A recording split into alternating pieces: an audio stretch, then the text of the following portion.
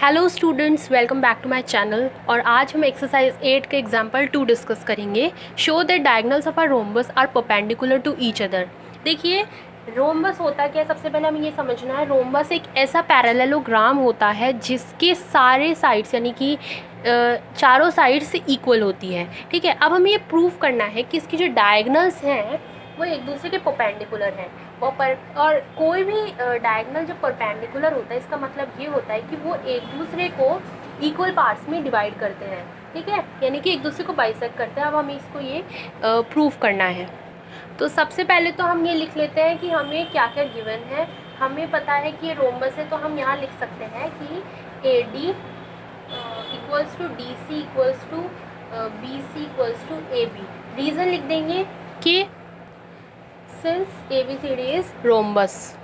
अब देखिए, अब हम यहाँ पर ये जो एंगल्स है ना, इनको 90 डिग्री प्रूव करना है। देखिए, हम जानते हैं कि जब भी x बनता है तो वहाँ पर वर्टिकली ऑपोजिट एंगल्स होते हैं। जैसे x की जो भी ऑपोजिट साइड्स होती है ना, तो वहाँ पर वर्टिकली ऑपोजिट होते हैं। तो अगर हम इस x में जो यहाँ बन रहा है, यहाँ पर अगर इस एंगल को और इस एंगल को 90 डिग्री प्रूव कर देंगे तो ऑटोमेटिकली ये वाला एंगल भी और ये वाला एंगल भी 90 डिग्री हो जाएगा। ठीक है, तो हम इसको यहाँ पर सॉल्व करने के लिए देखिए, ये जो दो एंगल है इनको पहले हम 90 डिग्री प्रूव कर देते हैं। ठीक है, अब देखिए यहाँ पर ये दो ट्रायंगल बन रहे हैं। अगर ये दोनों ट्रायंगल में कुछ ऐसा हम करें कि इन एंगल्स को हम 90 डिग्री प्रूव कर दें, तो हम इजीली इस क्वेश्चन को सॉल्व कर सकते हैं।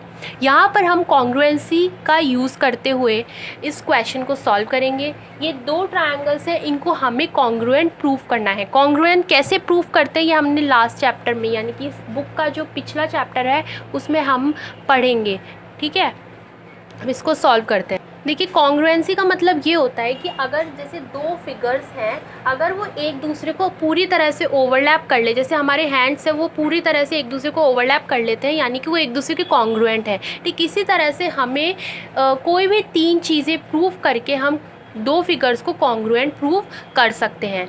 अब हम इस फिगर में कैसे कर सकते हैं, देखिए यहाँ पर मैं जो इसका मिड पॉइंट है इसको पहले ओ नाम दे देती हूँ। ओके, अब आप देखिए, हमने सबसे पहले ये पढ़ा है कि AD और DC जो है वो एक दूसरे के इक्वल है। तो सबसे पहले हम लिखते हैं कि in triangles AOD and triangle COD, सबसे पहले हम लिखते हैं कि AD इक्वल्स टू CD, यानी कि इसकी ये साइड और इस ट्रायंगल की ये साइड एक दूसरे की इक्वल है।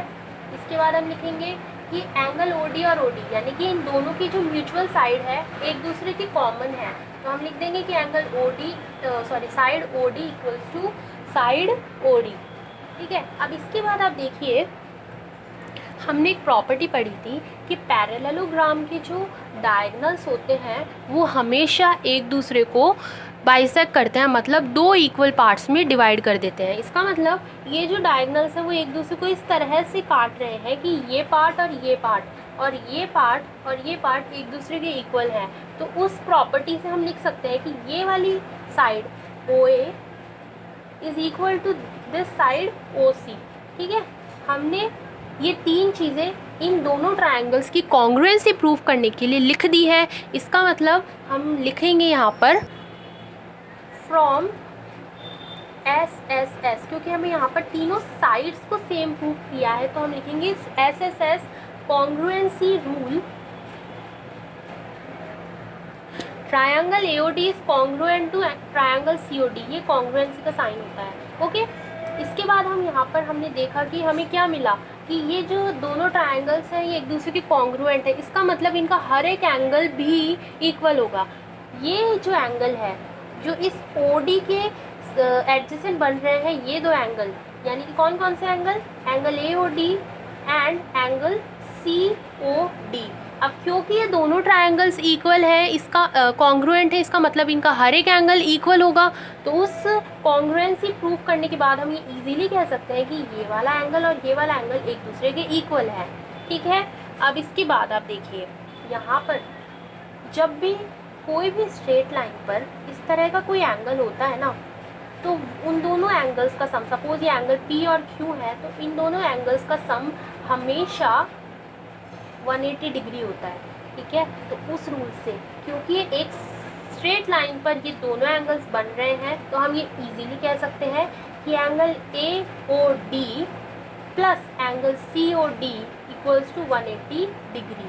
ठीक है, अब हमने यहाँ पर जो प्रूफ किया, इसको हम अगर इक्वेशन 1 दे दें तो हम लिख देंगे कि from equation 1 angle AOD plus angle AOD, क्योंकि एंगल AOD COD के इक्वल है, सॉरी एंगल COD AOD के इक्वल है, तो हम यहाँ पर लिख देंगे कि ये 180 डिग्री हो गया, यानी कि COD की जगह हमने AOD रिप्लेस किया है, तो ये 2 angle AOD will be equal to 180 degree.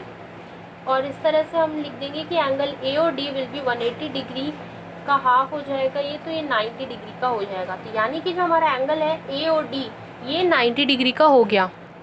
अब ये 90 डिग्री का हो गया तो एंगल COD भी 90 डिग्री का ही होगा। अब एंगल COD भी 90 डिग्री का होगा तो एंगल AOB भी 90 डिग्री का होगा। क्यों? क्योंकि angle AOB and angle COD, angle AOB और एंगल COD मैंने बताया था एक्स पर जो दो ऑपोजिट एंगल्स होते हैं वो वर्टिकली ऑपोजिट होते हैं, तो हम लिख देंगे आर वर्टिकली ऑपोजिट एंगल्स। उसी तरह से ये वाला जो एंगल है AOD और BOC ये भी एक दूसरे के वर्टिकली ऑपोजिट है, तो ये भी एक दूसरे के इक्वल होंगे। तो यहाँ पर भी हम ये रीज़न लिख देंगे कि एंगल AOD एंगल BOC के इक्वल है, तो ये भी 90 डिग्री का है। फाइनल स्टेटमेंट हम लिखेंगे कि angle AOD equals to angle COD equals to angle COB and equals to angle AOB 90 degree. तो इसका मतलब ये सारे एंगल्स 90 डिग्री के एक दूसरे के परपेंडिकुलर है। इस तरह से हमने इसको सॉल्व कर दिया। Thank you for watching my video.